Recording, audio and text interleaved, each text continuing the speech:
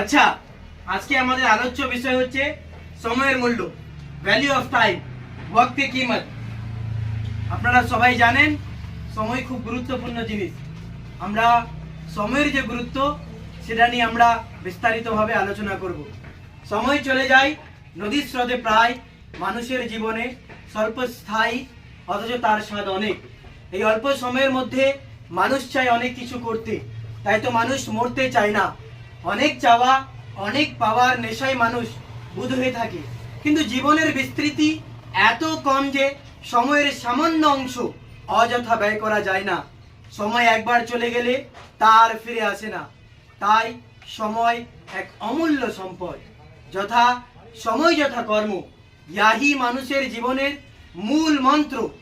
আলস্য ত্যাগ করে ঠিক সময় কাজ করার মাধ্যমেই জীবনের অগ্রগতি সম্ভব।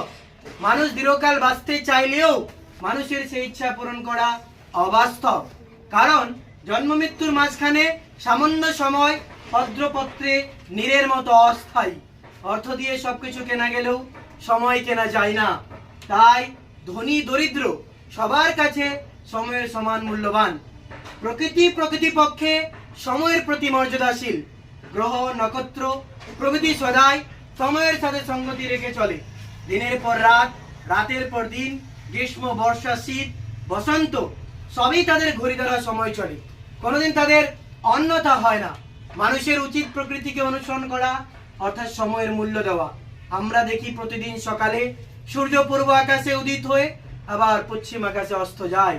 বসন্তে নবকিশলয়, শীতে ঝরে পড়ে, বর্ষার জলে উপচে যাওয়া নদী চৈত্রের খরায় ক্ষীণ প্রবাহে প্রবাহিত হয়। আবার দিনে দিনে চন্দ্রকলা বৃদ্ধি পেয়ে একদিন পূর্ণিমার রূপ নেয়, আবার অমাবস্যায় তা হারিয়ে যায়। প্রকৃতির এই সময়ানুবর্তিতা আমরা কীট পতঙ্গ ও পশু পাখিদের মধ্যেও দেখতে পাই। ভোরের পাখিরা আমাদের ঘুম ভাঙায়।